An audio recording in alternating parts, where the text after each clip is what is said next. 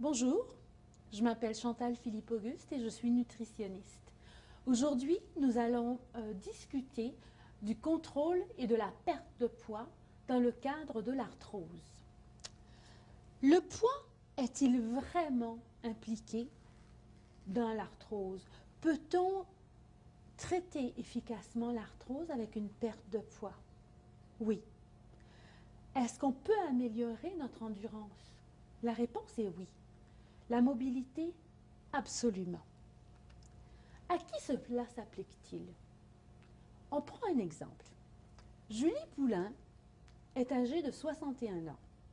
Elle mesure 1,65 m, elle pèse environ 82 kg. Madame Poulain est propriétaire d'une petite entreprise qui se spécialise dans la fabrication de courtes pointes artisanales.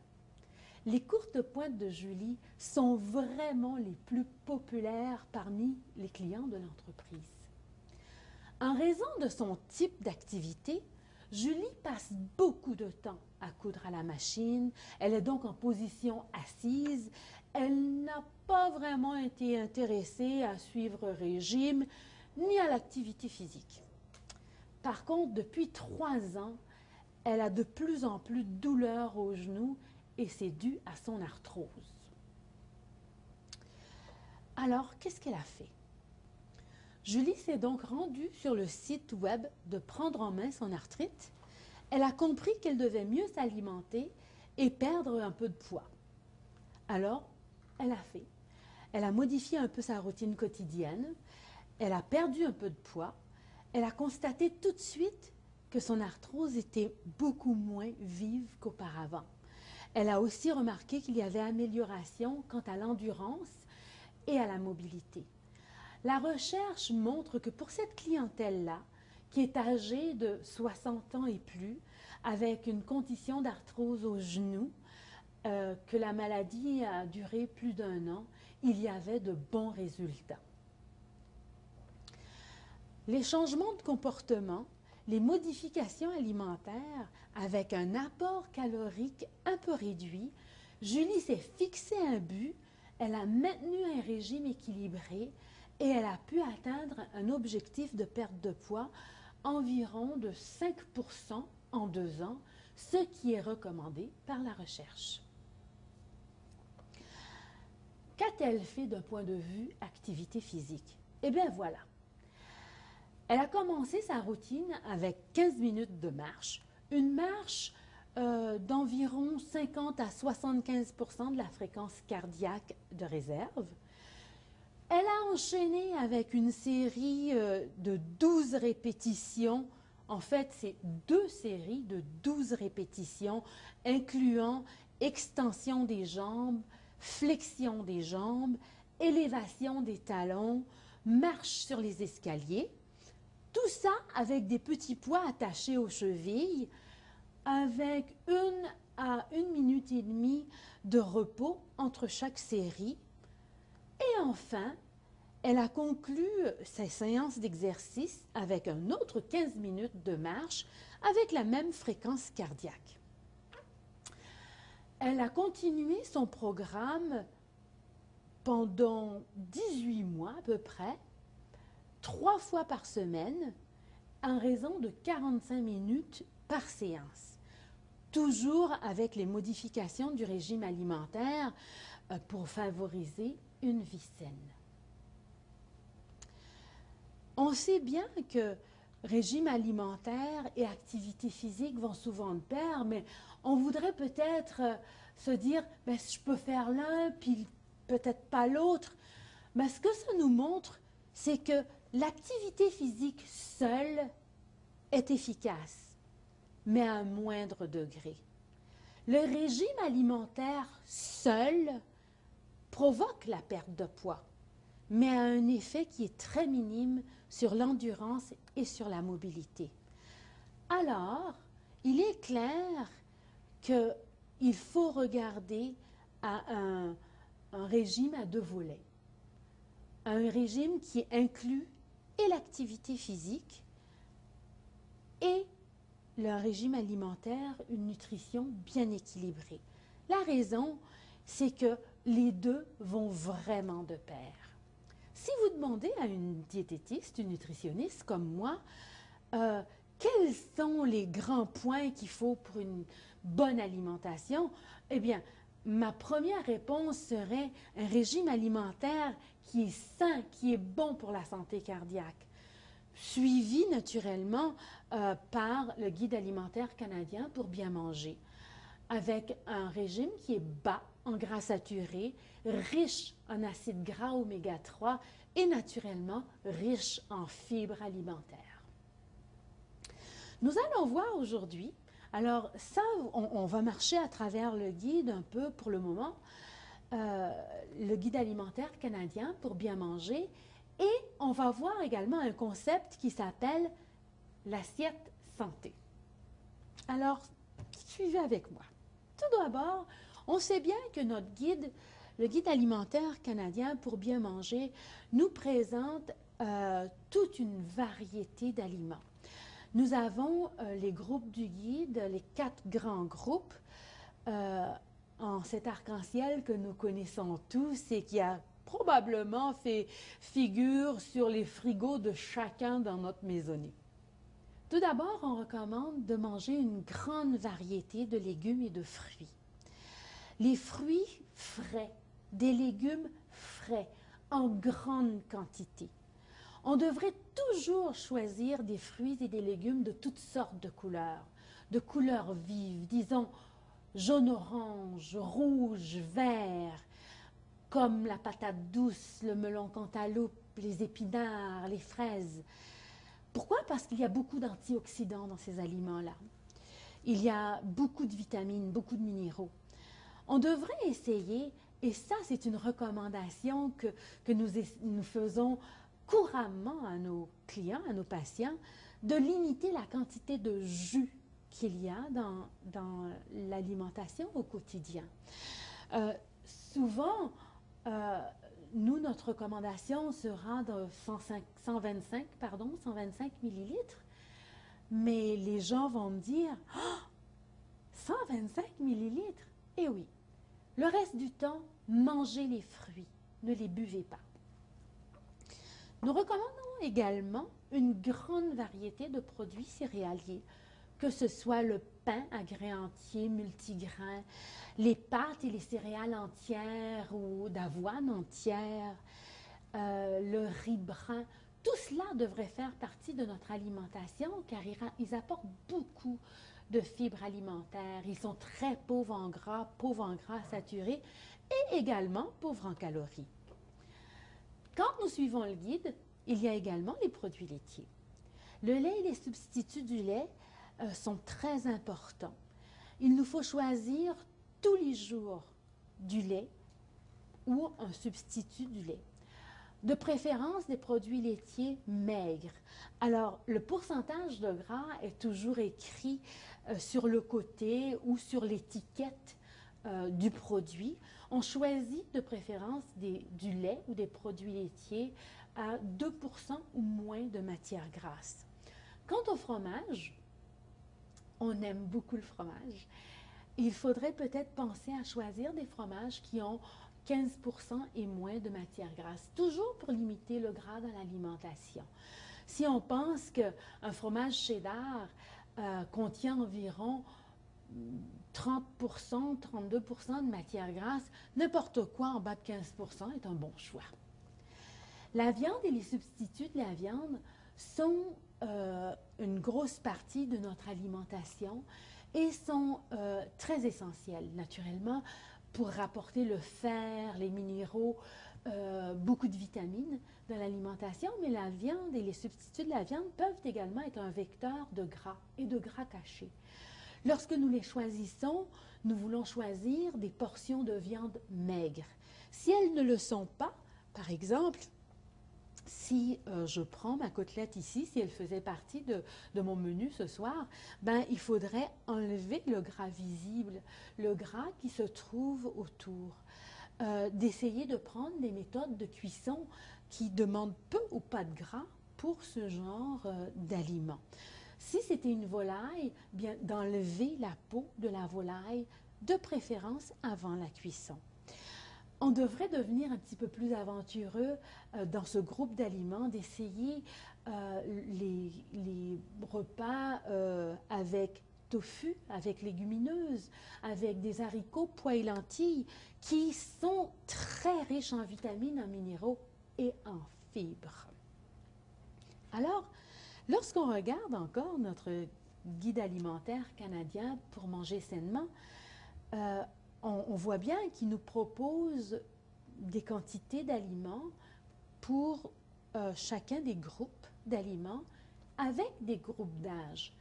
Il faut se souvenir que ce guide-là représente la population en général, donc les gens qui ont de 2 à 102 ans.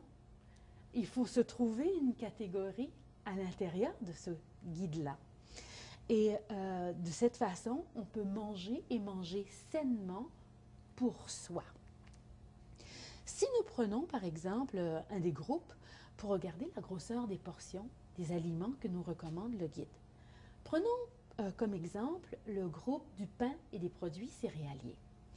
Le guide nous recommande n'importe où entre 3 et 8 portions de produits céréaliers par jour. Une portion étant montrée dans le guide versus 2 portions. Alors, lorsqu'on regarde une portion de pain peut représenter une tranche de pain. Une portion de pain sous forme de céréales à déjeuner peut représenter environ 30-35 grammes de céréales à déjeuner. La raison, c'est que les céréales sont mesurées selon le poids. Alors, est-ce une demi-tasse, 3/4 de tasse, une tasse complète? Il faut vérifier, car c'est vraiment entre 30 et 35 grammes la portion d'une céréale. C'est toujours indiqué sur le côté des étiquettes et on peut vérifier avec la valeur nutritive. Donc, si on regarde une portion de produits céréaliers dans notre assiette, pour un repas du soir, pour un dîner, devrait représenter à peu près la valeur de 2 points, ce qui serait 2 portions. Dans ma pratique, si je montre à un client cette quantité de pâtes et je demande, d'après vous, quantité de céréaliers, oh, c'est une petite portion. Eh bien, la quantité de pâtes qui est ici serait l'équivalent de 2 points et serait vraiment l'équivalent de 2 portions de produits céréaliers. Et souvent, les gens vont en manger beaucoup plus. Lorsqu'on regarde les légumes dans notre assiette, ces légumes-là devraient représenter la valeur de nos 2 mains. Alors, en choisissant toujours des légumes qui sont de couleur vive et préparés de façon différente. Les fruits, un fruit devrait représenter à peu près la valeur d'1 point. Et c'est une bonne façon de pouvoir vérifier que ma quantité de fruits, surtout si c'est une salade de fruits ou des fruits coupés. On choisit toujours des fruits également qui sont de bonne qualité, de couleur vive, sans oublier à limiter nos quantités de jus.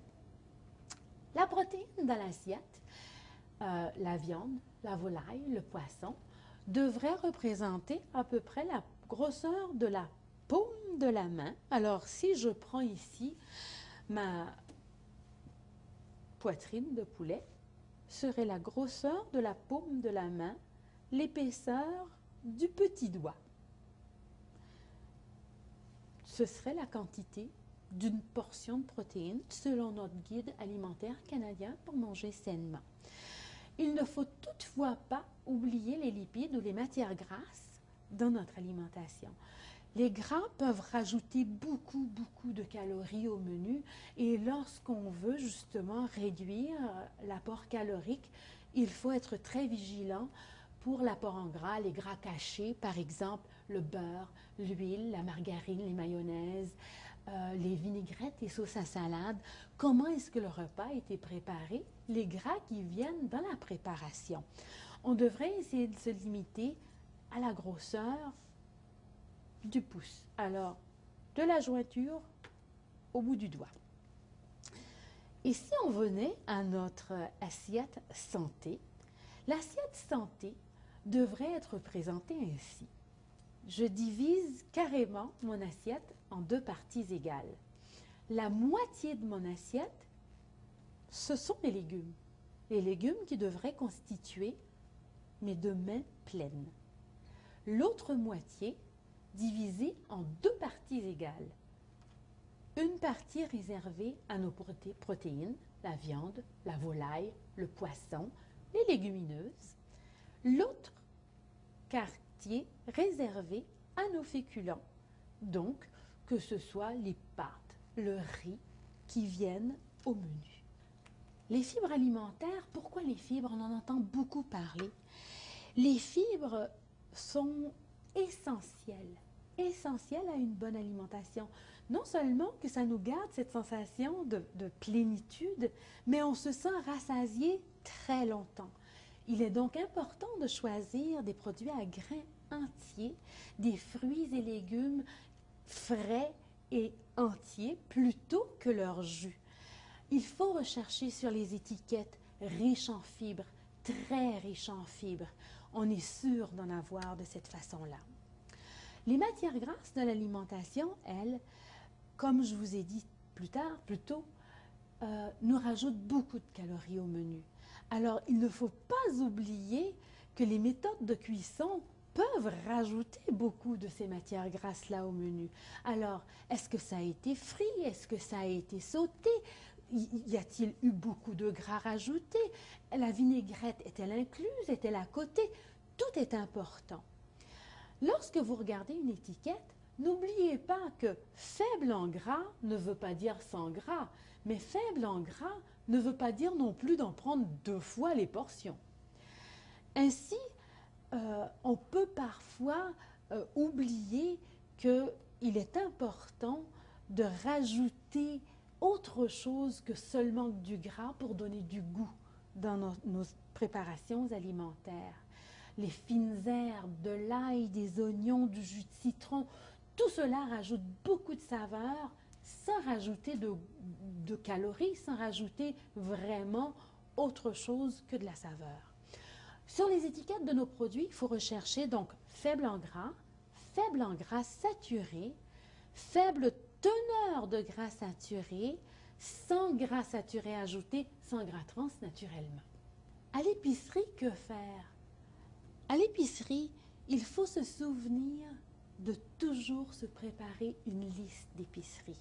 Une liste d'épicerie, de préférence avec une planification des repas pour la semaine. De cette façon, la moitié du travail est déjà fait. Cela peut sembler un petit peu fastidieux, mais avec un peu de temps, on se rend compte que c'est tellement plus simple et beaucoup plus efficace. Avec cette liste d'épicerie, tout est là. On a tout ce dont on a besoin pour se préparer des menus et des repas savoureux. Lorsqu'on a une liste d'épicerie, on a beaucoup moins de tentations également.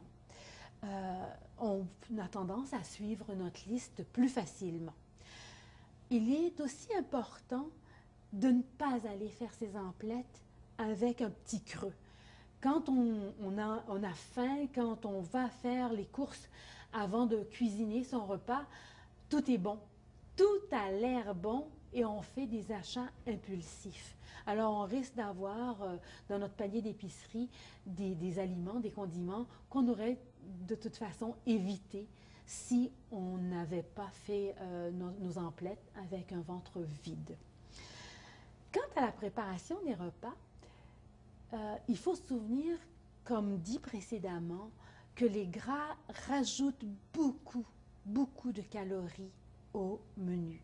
Et on essaye de couper sur ces calories-là, on essaye de perdre un peu de poids. Donc, la méthode de cuisson et de préparation de tous les aliments, alors que ce soit des légumes, que ce soit des viandes ou encore de nos plats cuisinés, il faut se rappeler d'avoir le moins de gras possible. Alors, est-ce que c'est bouilli? Est-ce que c'est braisé? Est-ce que c'est grillé? Est-ce qu'on met au four ou au barbecue? Ce sont là d'excellentes méthodes de cuisson et de préparation de nos aliments. Un autre casse-tête, c'est de manger au restaurant. n'hésitez jamais au restaurant à demander quelques changements au menu. Ils sont toujours bien contents de le faire lorsque c'est demandé de façon adéquate. De toute façon, on est client et le client a un peu raison. Lisez par contre attentivement le menu. Y a-t-il des gras cachés? Quelle a été la méthode de cuisson? Où se trouvent les sauces, les huiles, les vinaigrettes? Est-ce que je peux avoir ça à part? Est-ce que je peux faire remplacer mes frites par une salade, par une soupe? Le dessert peut-il être éliminé? Ce sont tous des demandes qui sont très légitimes. Les condiments peuvent rajouter beaucoup de saveur, mais beaucoup de calories. Rappelez-vous de surveiller les calories liquides. Une diète liquide peut être une diète très riche en calories. L'alcool, les boissons non diététiques, les jus. Alors, s'il faut en prendre, demandez une portion plus petite, demandez une version allégée. Au restaurant, on peut également partager. Alors, si vous avez vraiment envie d'un petit dessert, demandez un dessert de fourchette. Quelques conseils pour éviter de se sentir trop affamé, pour éviter de déborder dans son alimentation. Tout d'abord, évitez d'attendre plus de 4 à 6 heures entre chaque repas. Plus on attend, plus on est affamé. Alors, si le prochain repas est dans 6 heures, prévoyez une collation. En évitant de prendre ces repas en avant de la télévision, en avant de l'ordinateur, on évite également d'outre-manger. Avant de se servir une deuxième fois, on devrait peut-être prendre une petite pause, déposer la fourchette, prenez un verre d'eau et 15-20 minutes passées, vous verrez très bien que j'ai peut-être pas besoin de me servir une deuxième fois. Le corps a besoin de ce temps-là pour savoir qu'il est rassasié. Rappelez-vous de l'assiette santé. Alors, la moitié de l'assiette, mes légumes. L'autre moitié, divisée en 2 parties égales. Mes féculents, mes portions de protéines. Peut-être je peux également utiliser des assiettes ou des bols qui sont un peu plus petits. Dans ce temps-là, on a l'impression de manger beaucoup plus. Il est important d'avoir des objectifs, mais des objectifs qui sont atteignables, parce qu'on dit bien qui embrasse trop mal étreint. Donc, si nos objectifs sont à long terme, on se décourage vite. Il faut prendre des objectifs qui sont atteignables graduellement. Et il ne faut jamais oublier de se récompenser. Des petites récompenses qui sont toujours non alimentaires. Un bouquet de fleurs, une sortie au cinéma, paresser au lit, faire un pique-nique avec quelqu'un qu'on aime bien, etc. N'oubliez pas de consulter une diététiste, une nutritionniste si vous avez besoin de guide dans votre alimentation, pas seulement du guide alimentaire canadien. Certains médicaments peuvent occasionner interaction avec certains aliments. Alors, il est d'à propos de consulter soit votre médecin ou votre nutritionniste pour bien vous rassurer à ce sujet-là. Et afin d'avoir un programme nutritionnel individualisé, une analyse sanguine est fortement suggérée, voire essentielle, afin de bien déterminer vos besoins métaboliques personnels pour que ce soit adapté. Bonne chance, vous êtes capable.